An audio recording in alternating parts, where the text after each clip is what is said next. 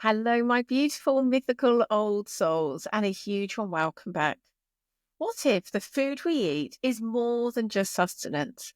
What if it's a portal, a gateway to deeper self inquiry, ethics, and maybe even liberation? In this episode, I'm joined by the wonderful Matt Halteman, a philosopher whose journey with food and ethics has been shaped by a unique blend of personal experience, deep reflection, and a love of food itself. Together, we explore the profound intersections between dietary choices, spirituality, and what it means to truly flourish. Matt shares how his agricultural roots once framed his understanding of food, only for a childhood visit to a slaughterhouse to plant a seed of dissonance that would take decades to fully bloom.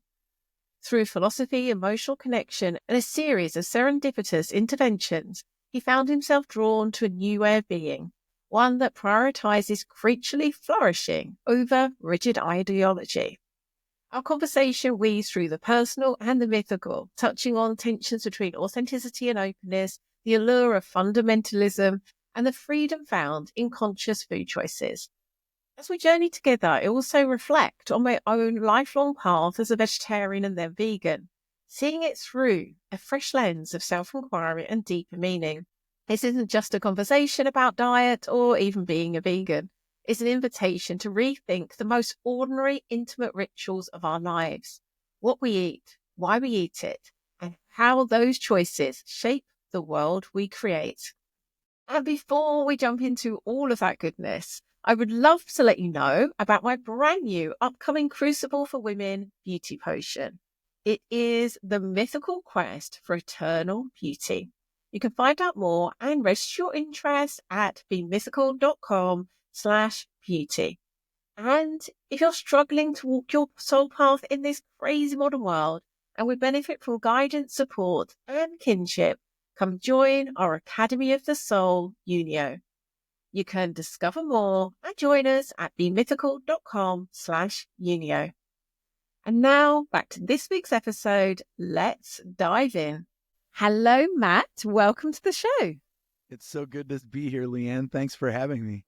Oh, I am thrilled to have you and to have a conversation that I was just saying to you is kind of both overdue, but also like I couldn't have quite conceived of this conversation anyway. It feels like a real kind of nice juxtaposition of things that I hadn't really put together before for reasons that I suspect we'll get into.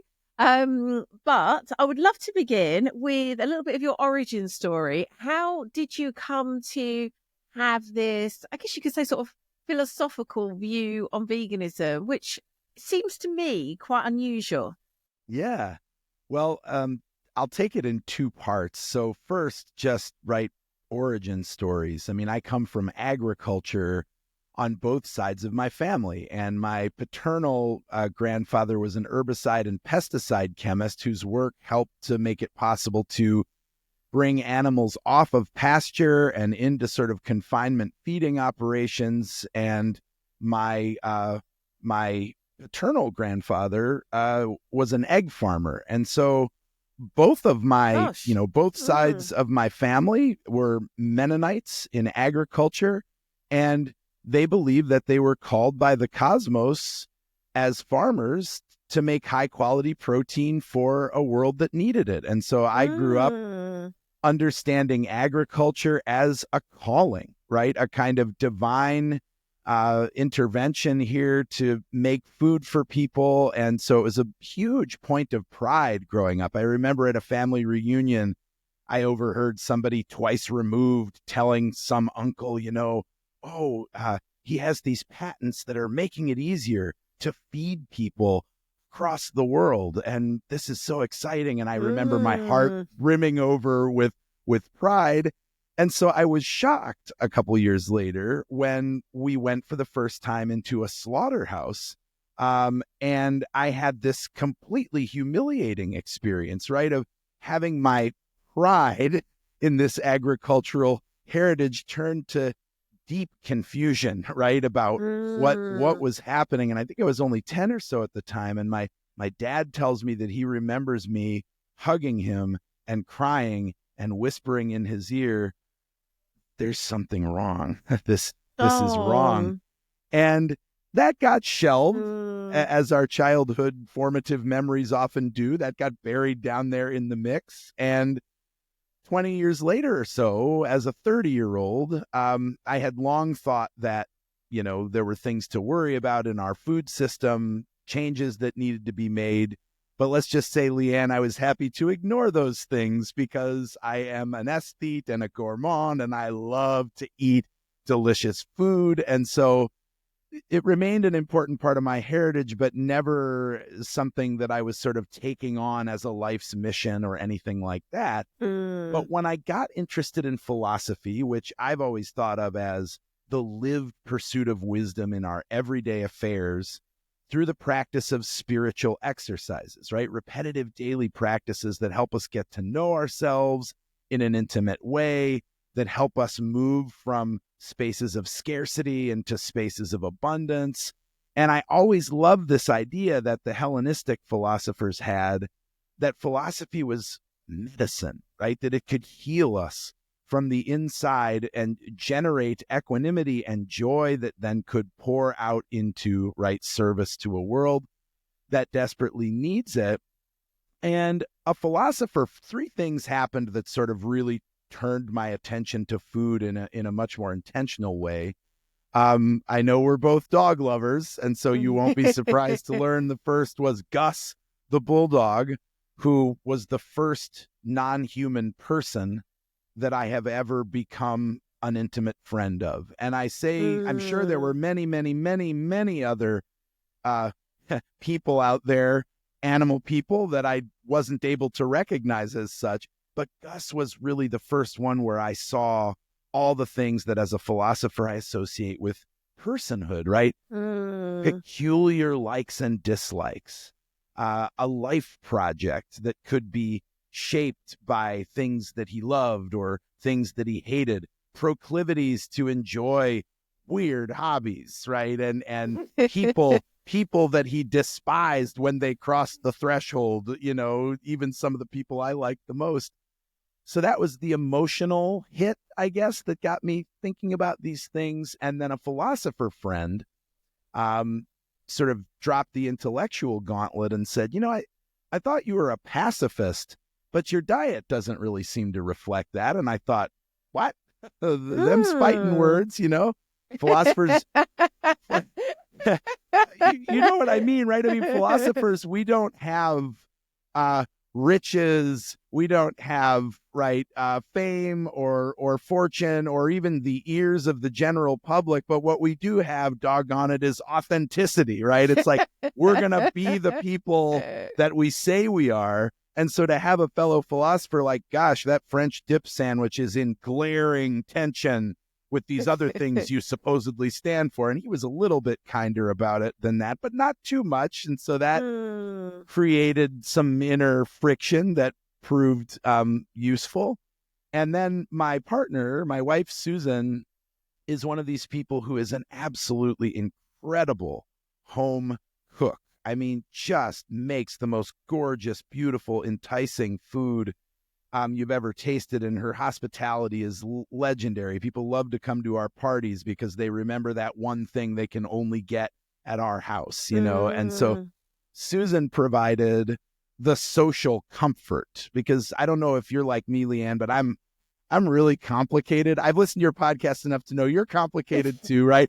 There's all these different parts of us that are kind of pulling us in different directions. And on that journey toward maturity, toward sovereignty over all those different parts of who we are, it can be really confusing, right? And so I tend to need to get kind of hit on multiple fronts at once, right? I think if it had just been getting to know Gus, or if it had just been the intellectual challenge from my friend, or if it had just been, Susan cooking delicious vegan fare, none of those things by themselves would have been enough to get my complex inner family in enough harmony to really want to give this a go.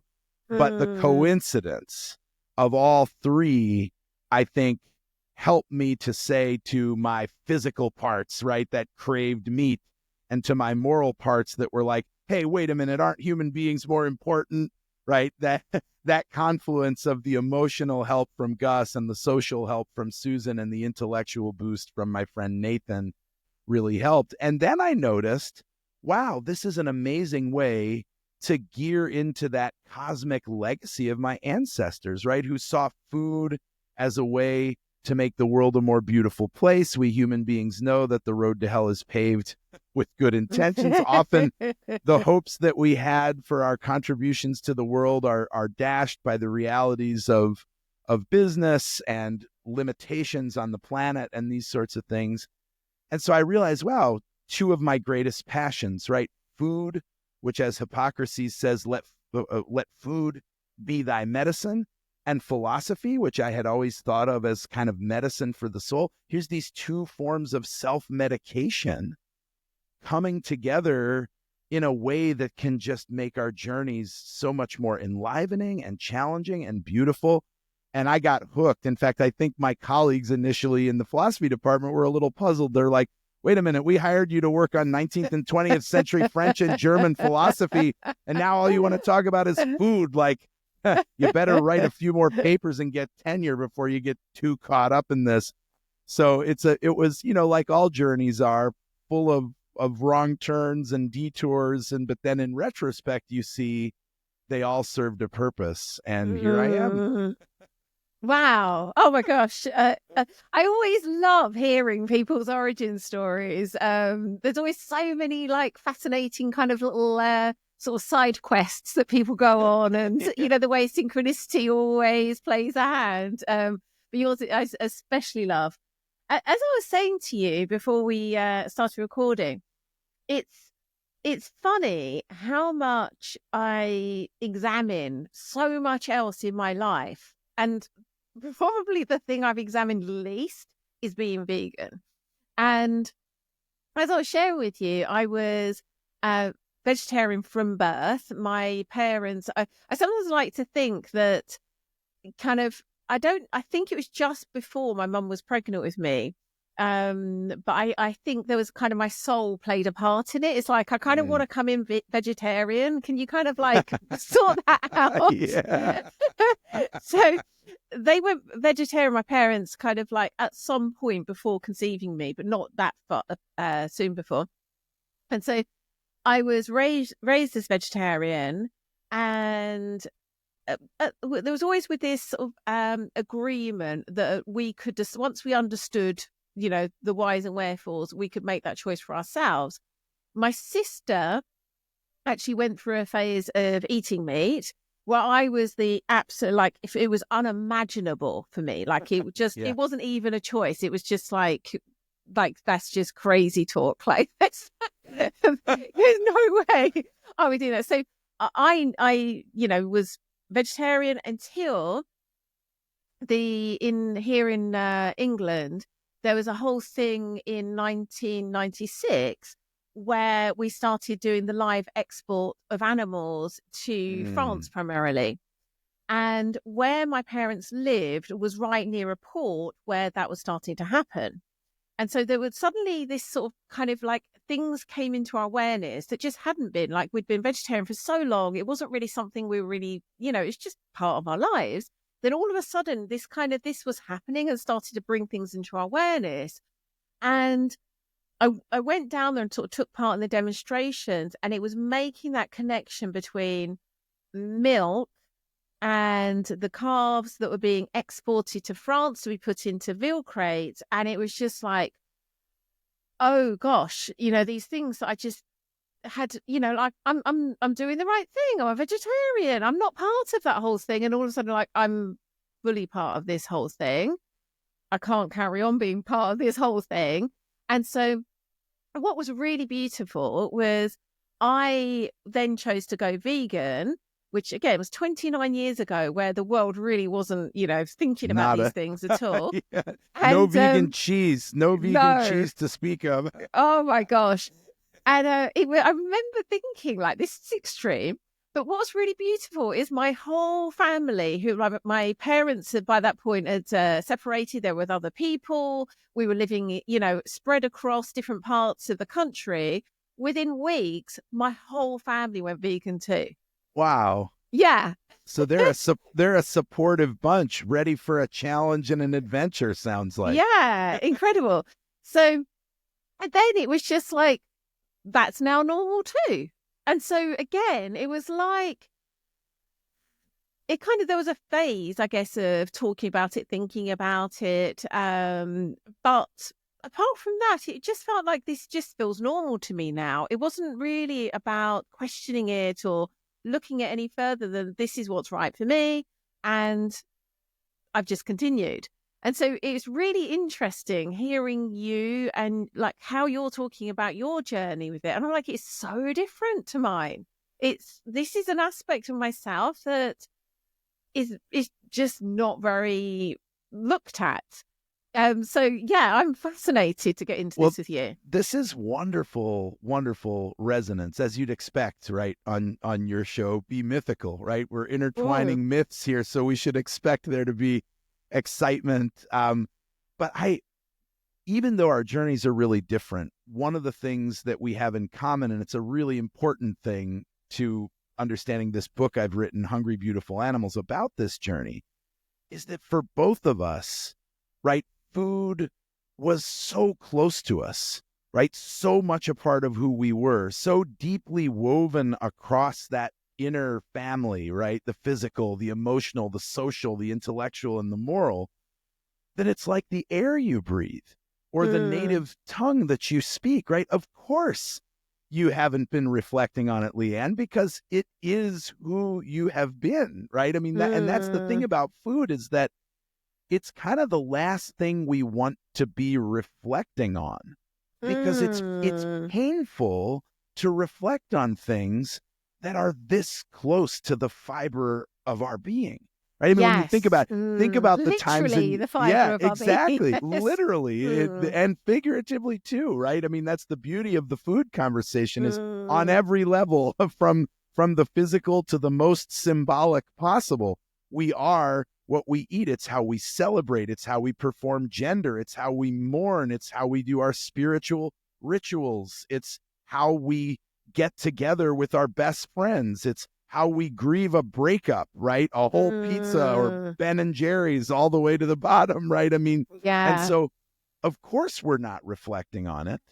And so of course whatever we're doing gets normalized, which means we have very few opportunities to see and be attentive to and be present to the effects that ripple out from our choices. Yeah. Right. And we think about how uncomfortable it is, right? I mean, I think about the foods that we eat are like the air that we breathe, or the native language, right? It's like, think about the moments in your life when the cat had your tongue, as we say in the United States, right? Or when I always tell my students, suppose you're in the dining hall, you're wearing your give up on life sweatpants, and you're at the ice cream machine. You've just done one of those, like a 10-inch soft serve cone, and it's kind of a leaning tower. And you turn around, and the person that you've wanted to date for 2 years is suddenly standing in front of you. And all you can say is like, aardvark, platypus, right? You got nothing. It's just like a completely blank slate.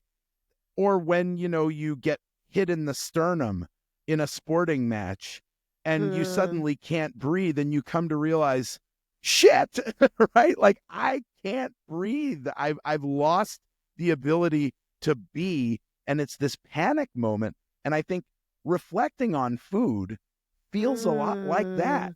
We don't want to take a step back from the ways that we find comfort and security and belonging and the approval of the people in our lives. And so, of course, we don't reflect on it. And I think you and I have that in common, even though our journeys have been very, very different. It takes something from the outside, right? It takes an intervention.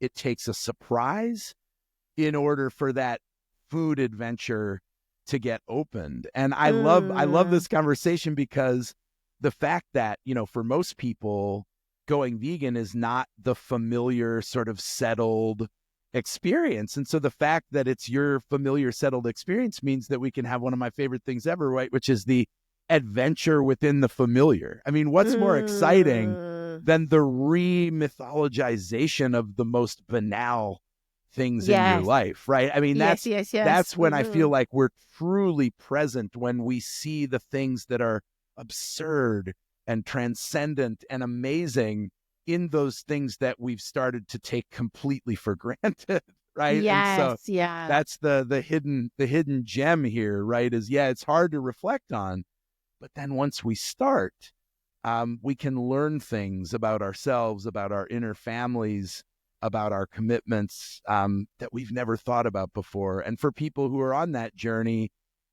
into spirit, into sovereignty, into soul, right? Food offers us an amazing nexus, right? Of those three things. It's right. It's our desire for transcendence, food. It's how we celebrate. It's the way that we think about, right, our health, budgeting calories and right.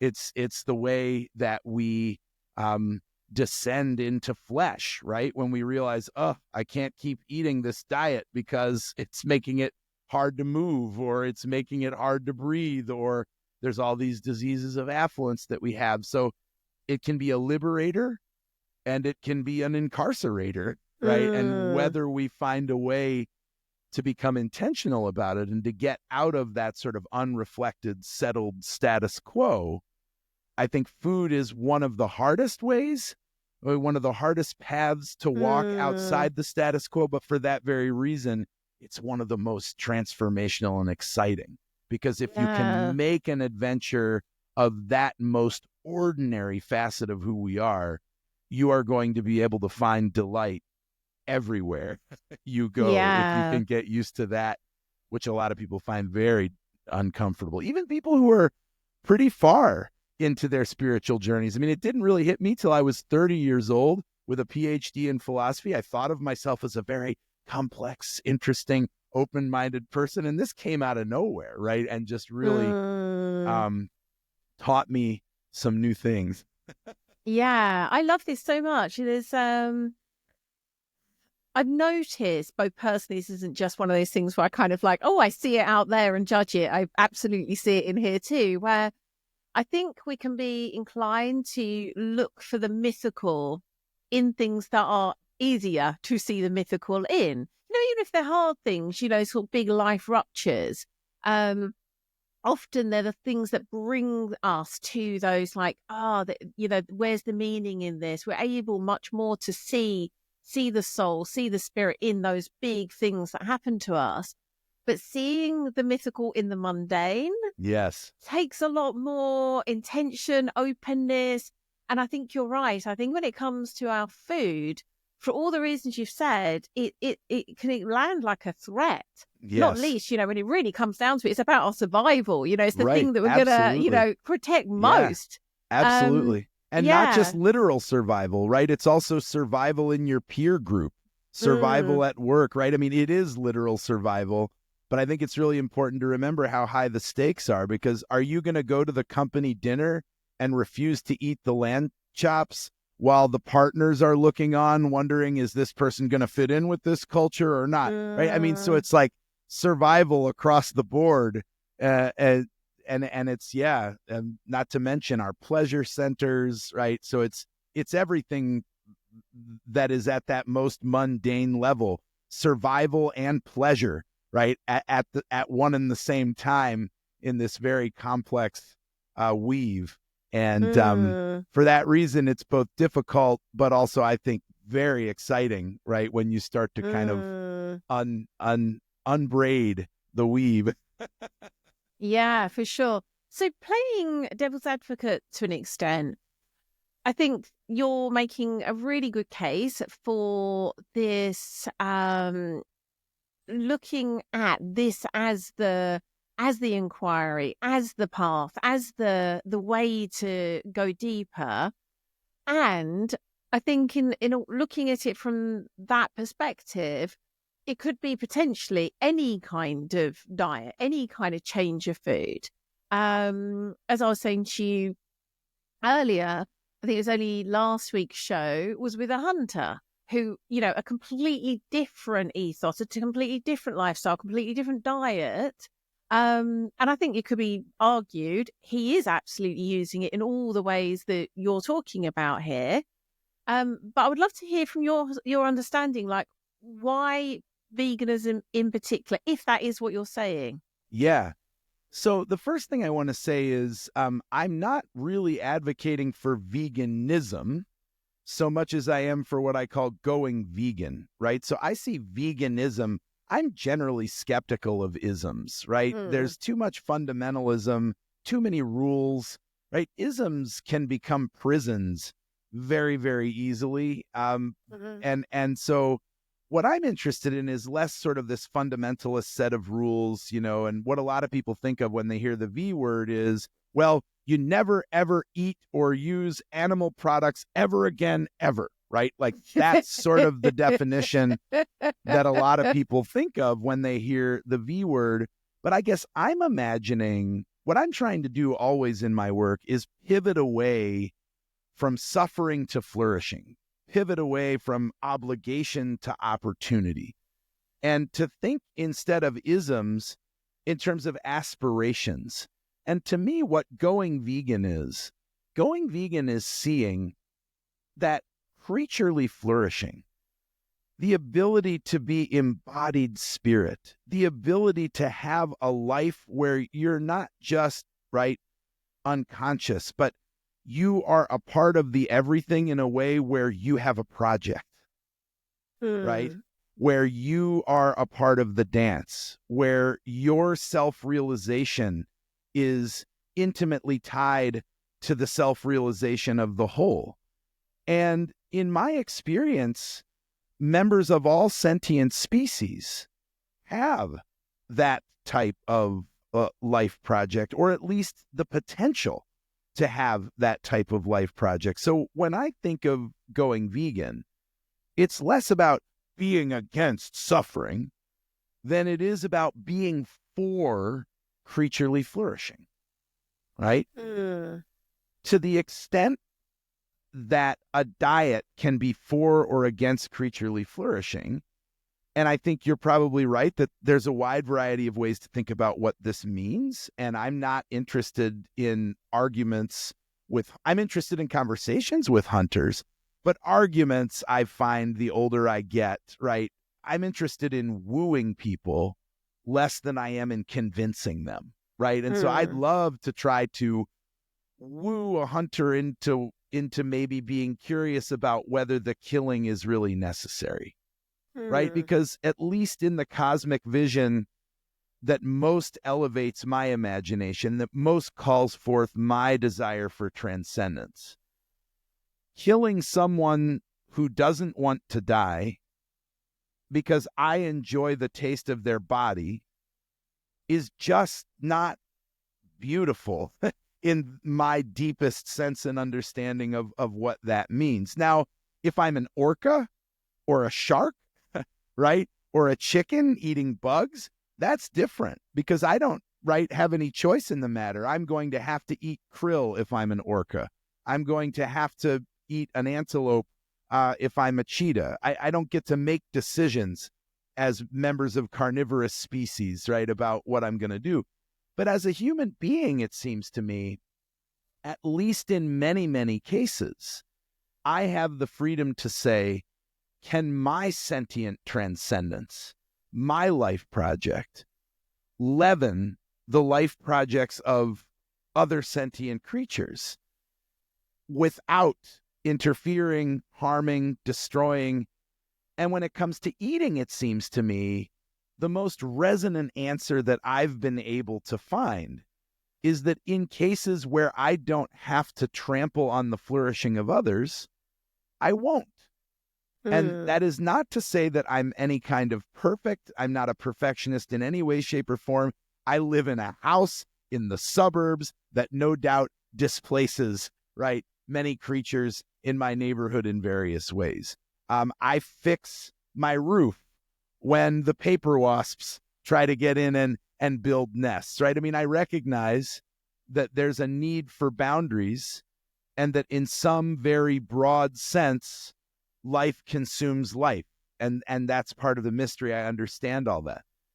But to the extent to which I'm conscious of the deep beauty of being alive, of the deep enjoyment of being embodied and feeling that the loveliness, right, of having my needs met in community with other creatures like me, the joy of watching other creatures do their thing. Well, I guess on balance, when it's under my control, I want to stand both literally and figuratively for the freedom of those other creatures to flourish too. And so in my vision of the world, it's hard for me to understand how hunting could be rendered consistent with that, unless you're a person who hunts out of necessity, right? Unless you're a person who doesn't have the choice to make decisions that free other creatures to flourish rather than that, right, take away. And I recognize there are limit cases, right? I mean, I could imagine somebody thinking, well, these deer are maybe going to die horrific deaths as roadkill if somebody doesn't take them. And then I think, well, but it's also true that there are a lot of people who might die horrific deaths from starvation, but no sensible person would suggest that eradicating them or killing them or taking their opportunity to flourish would be the right way to go. So wouldn't compassion ask us, how can we help the deer to regulate population without killing them, right? Without taking their opportunities away. And these days we can do things like dope them, or these days, and then set them free. Or these days we can reduce testosterone levels, or these days we can build overpasses that they can communicate with their fellows to cross the street, right, a mile down, rather than. So what I always want to be thinking about in going vegan, I want the limits of my imagination to be liberation for all. I recognize we can't get there, but that is the trough from which I want my imagination to drink, rather than romanticizing someone else's death. And whenever I talk with hunters, it always feels to me like they're happier to romanticize the death of their prey than they are to romanticize their own death by similar means. But that's a philosophical conversation, right? Maybe for another podcast. I'd love to talk to your friend, right? Because I have no interest in bullying anyone else into seeing things the way I see them. But what I love about the ideal of going vegan is it's so beautiful, that vision of freedom and flourishing for all, that I know in advance that I can't bring it about myself. So the weight of the world is off my shoulders to begin with. I don't have to do this perfectionistically. It's way too big for me to have that kind of effect. So what I choose to do is say, drink from this trough of freedom and transcendence. This is the world that I want to serve, the world in which everyone who has this birthright to flourishing, this birthright to sentience, this birthright to being embodied in a world that pushes back and draws us out. I want everyone who can have that to enjoy that. And I want to live a life that opens the way to that for others to the greatest extent that I can, within the tiny little finite limits that I have, right? As an ape of the savannah, as a small little animal myself, right? With my own little life project. And that combination, I think, of grand inspiration, but also deep humility about what it's possible for me to do, is a really inviting combination, right? To capture people's imaginations with this beautiful vision that they can be a part of without having to be perfect, without having to become a fundamentalist, without having to colonize other people's experiences with a one-size-fits-all way of thinking about these things. Oh, Oh, there's so much in everything you just shared, and as you're saying, it probably spills over into way beyond the limits of one episode. Um, but I was really hearing what you were saying there about kind of isms and perfectionism.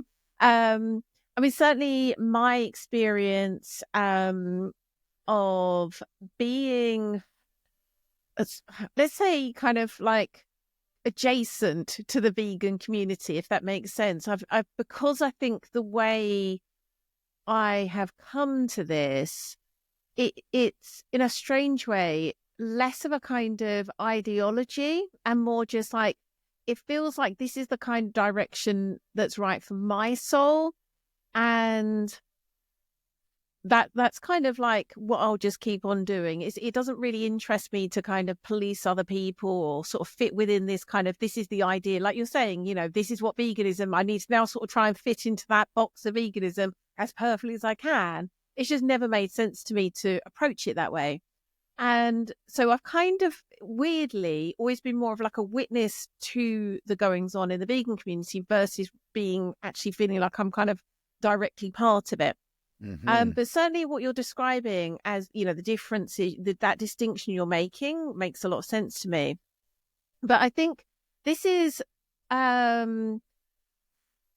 think there can be, and I don't mean this in a judgmental way, it's lazy thinking, it's more just kind of the easiest way I can describe it. I think there can be this kind of like lazy way of thinking, oh, now, and we do this with lots of things as well, not just veganism. Now that I'm vegan, I'm doing the right thing. That's like, Yeah. all those ethical boxes ticked, and those people over there are doing the bad thing.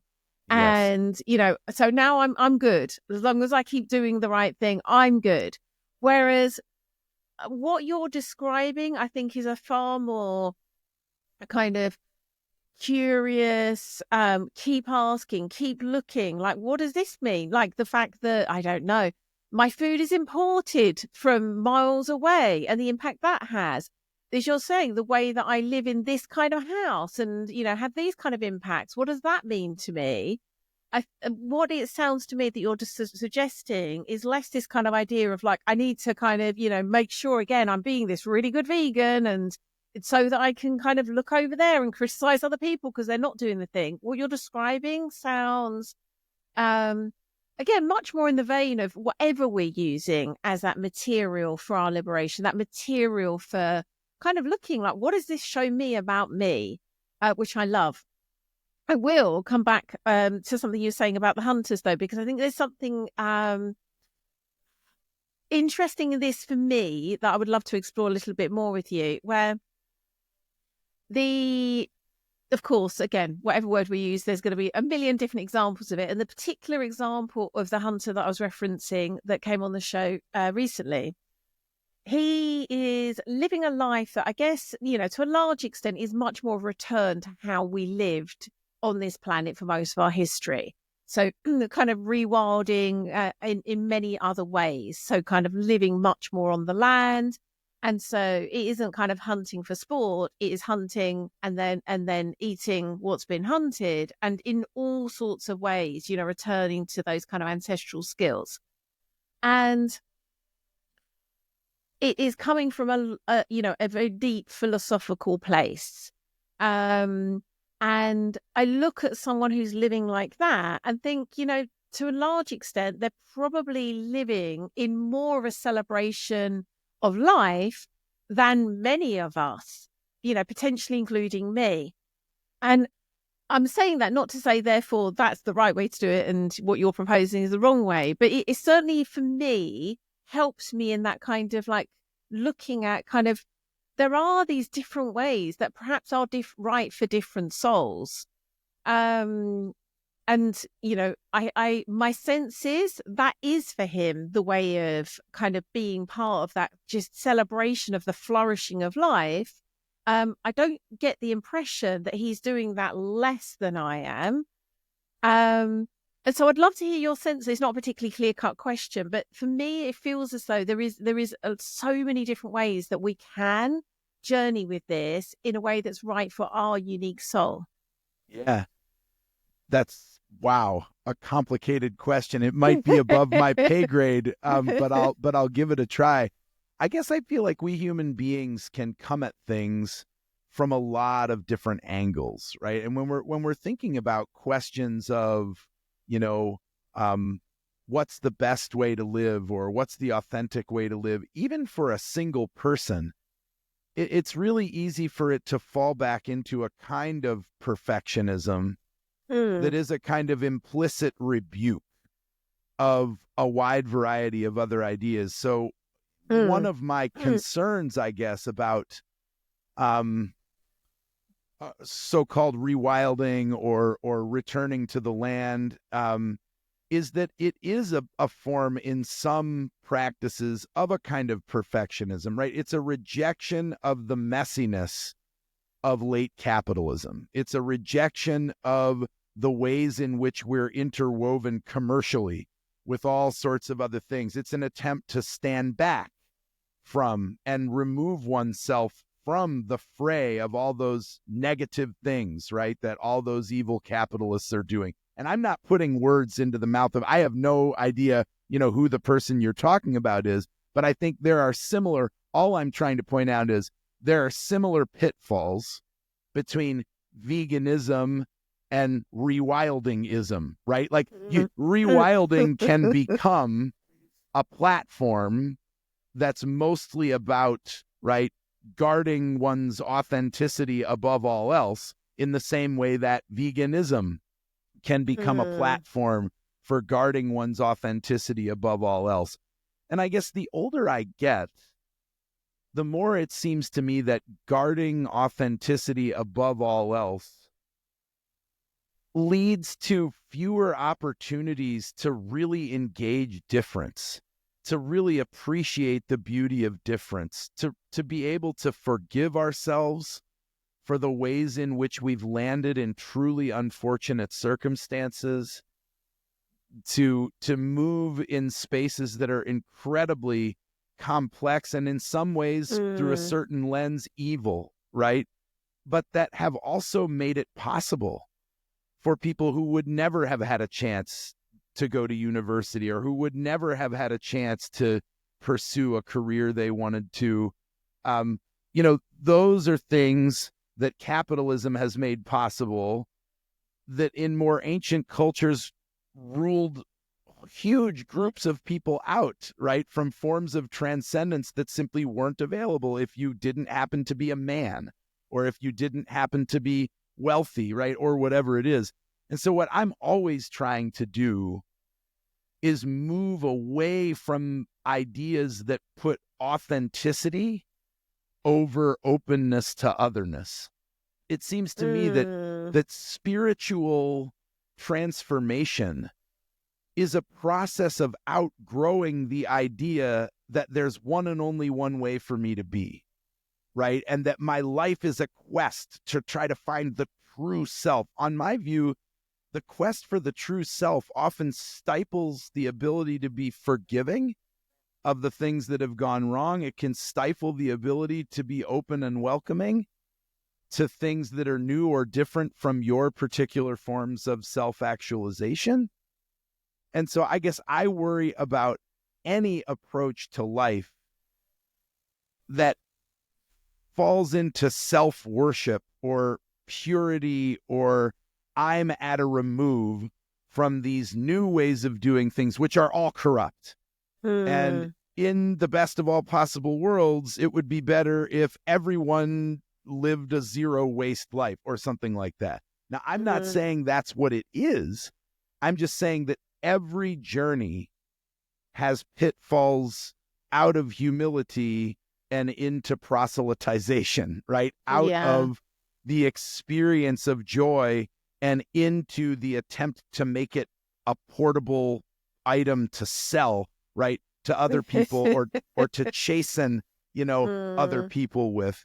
And so I guess I am really increasingly less and less interested in the question of what do I need to do to be fully authentic? Because that just seems to me to be a perfectionistic question, a mm, purity question, an ism focused question, What I'm interested in knowing is, how do I become increasingly open to serving the flourishing of others? And there, I guess I have, there might be people for whom their service to others is becoming the archetype of an older way of living that shines forth the beauty into late capitalism of those ancient ways of doing. I am perfectly happy with that. And if that's what you mean by this is what his soul requires, or her soul or their soul, I'm not sure who we're talking about here, then I'm in deep resonance with that, right? But if the thought is that this way of living necessarily has to be viewed as a foil to, or in competition with, or an ideological competitor of going vegan, I guess what I would say is, I understand going vegan at the broadest level as moving in that direction of other service, right? Flourishing to others. And the V word is really just incidental, right? I mean, we happen to use the V word as a way of extending the scope of our kindergarten ethics, those things we've known since we were knee-high to a grasshopper, right? That in E.B. White's Charlotte's Web, we're cheering for Wilbur and Charlotte. We don't want them to become squished and a pork chop, right? Like those really basic insights into the love and cherishing of other forms of life. I just see going vegan as a way to talk in this particular moment about that scope extension, that journey into consciousness of and service to the lives of others who are living in ways that are fundamentally different from my own way. Am I going to take that to places in Alaska or places in South America where people get protein through hunting? Of course not, right? I mean, I have no interest in colonizing anyone else. What I'm interested in is getting people interested and excited in this idea that an evolution toward service to others will focus our attention on the standard American and generally more widely Western diet in ways that will hopefully lead to the creation of more flourishing and less suffering. And so my suspicion is, you're right, that if we got together and talked, there'd be a lot of common ideals shared, but the way they're lived out by the particular person, right, would be different. Right? Just like when you and I started talking, we have these very different journeys, but we were both in the position of having food be hard to reflect upon. Right. And so maybe in this case, right, the hunter and the vegan have very different journeys, but they're both on a path into wider consciousness of the way their life, right, can bless or curse the lives of others, or something like that at the widest level. Yeah. I think going back to how we started this, I think it seems to me, anytime we're in that kind of deeper inquiry around the food we eat, is going to take us closer to aspects of ourselves that we perhaps otherwise wouldn't have come across. 100%. That I can see that in a way that's just, well, again, it was such a part of my life I haven't really looked at for such a long time. There's something really precious in that. Yeah, and I love, I've learned so much from the hunting aesthetic, right? This idea that we're connected in ways that modern capitalism has completely alienated us from, right? Yes. And that our flourishing depends on our relationship to a particular matrix of soil and air and water and other creatures, and that there's a dance involved in in eking out personal flourishing, right? And those are things that and that's why I guess I think I'm always much more interested in the conversation than the disputation, right? Mm. Because people who are going vegan in the context of late capitalism have a lot to learn from people who are hunting in these more traditional ways that are much closer to the land. So why do we want to get down to the 2% or the 5% or the 11% we disagree about and then break fellowship instead Mm. of wondering getting curious about how we can both go forward in transcendence from that friction, right? I'm Yeah, much yeah. more interested in that Mm. than I am in, as it were, winning the argument, which in my experience, winning the argument usually ends up creating disharmony. It occludes possibilities for moving forward, not just for the person who lost the argument, but especially for the person who won, right? Because Yeah. if your goal Mm. is to win an argument, um, the possibilities for growth, right? The end becomes this blinding defensive, right? The whole thing is about defending something rather than having an open vista and being in a search for the beautiful possibilities on the horizon. It's let's get out the cannons and put up the fences and win the battle. And I just haven't found much spiritual flourishing personally in that approach. Mm. And Yeah. maybe there are some people who Mhm. find that more sort of disputational way of doing things valuable, but in my experience, it divides and leads to regrets, and often we miss the opportunity for both internal growth and external fellowship when we head into the world with that attitude. Mm.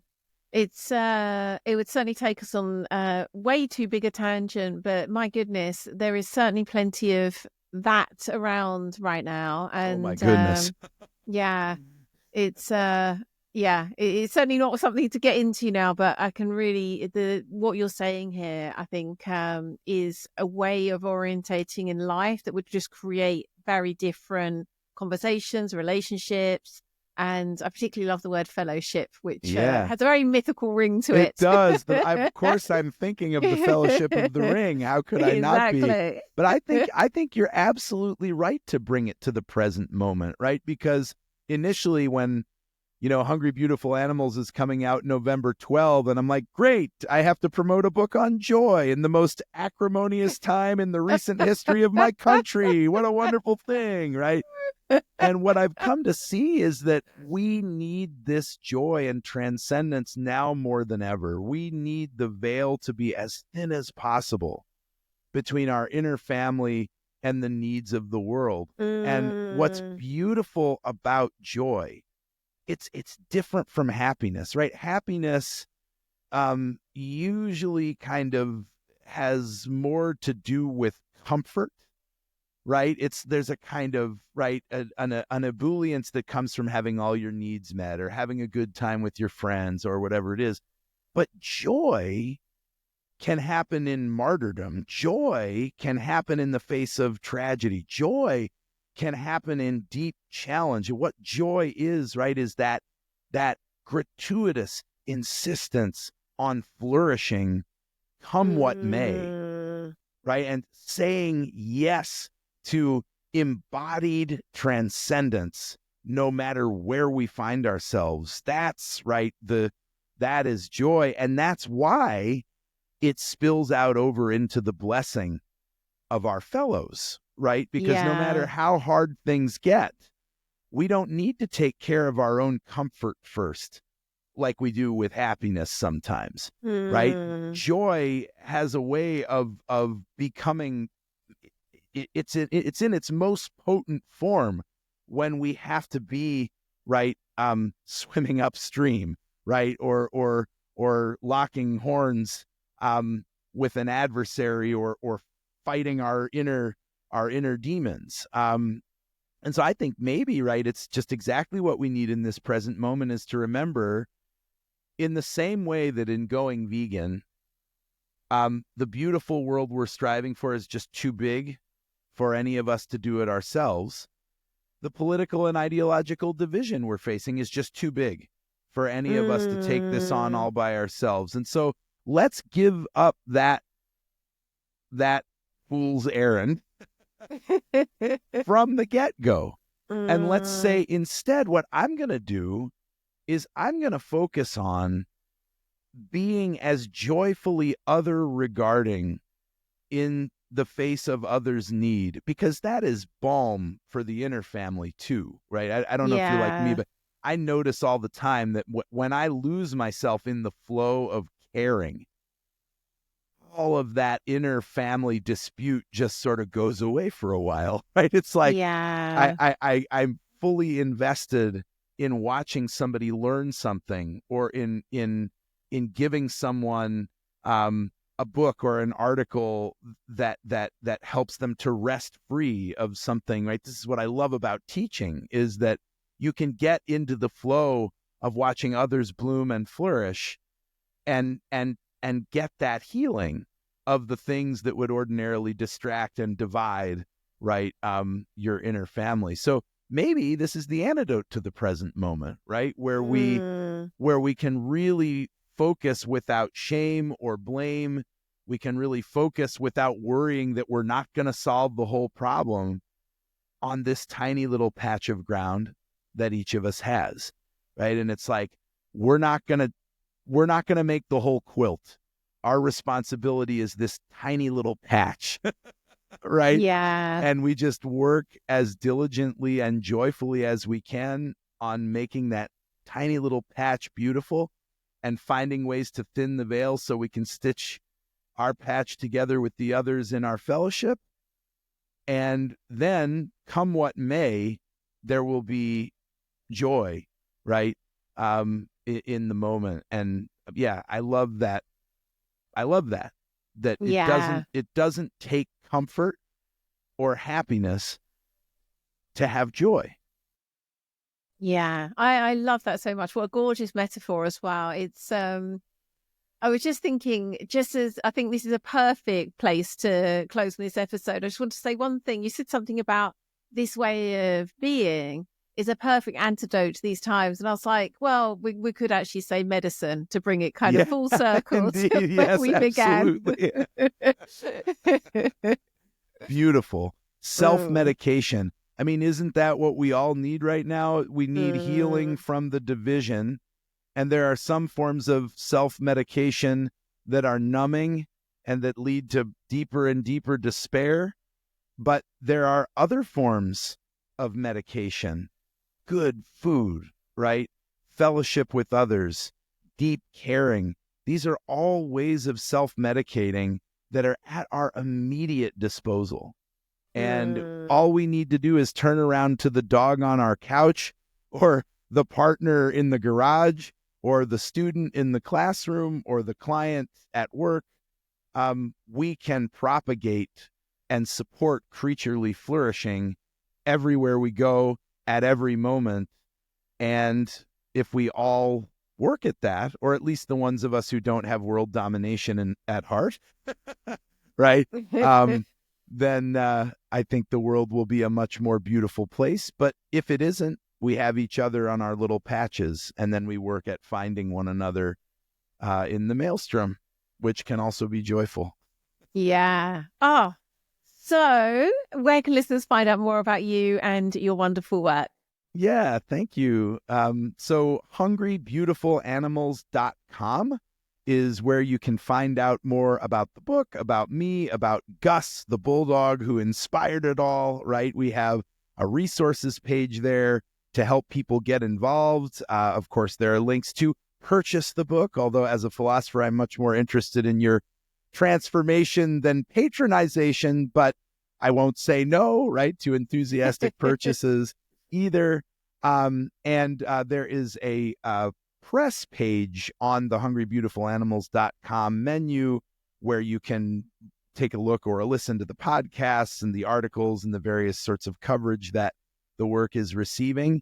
And I love to hear from people. So if you're excited and inspired by this wonderful conversation that Leanne and I have had, I do hope you'll reach out, because I've got this tiny little patch of quilt, and I know you've got one too, and I'm interested in stitching them, as many of them together as possible. And the best way to do that is to hear from people who are reading and listening and working at this journey of transformation that is re-mythologizing, right? Our ways of being, to get us out of this atomistic, right, materialistic, ultimately despair-inducing, right, consumption as a form of life, and get us back to something delightful and mysterious and mythical.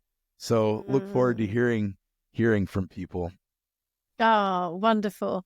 Thank you so much, Matt. This has gone in places I really was not expecting, and I've absolutely loved it. Thank you. Me too. It's been an absolute joy. Thank you, Leanne. I very much hope you enjoyed watching that. And if you did, and you're not already subscribed, then do hit that bell thingy and subscribe to automatically get each fresh new episode as it's released each week. If you'd like to find out more about the work we do at Be Mythical to guide and support old souls in this new world to live their own unique myth, do hop along to bemythical.com and you'll find out all the ways you can join us and go deeper with us on your own mythical journey. Lots of love for now. Mwah. See you again next week.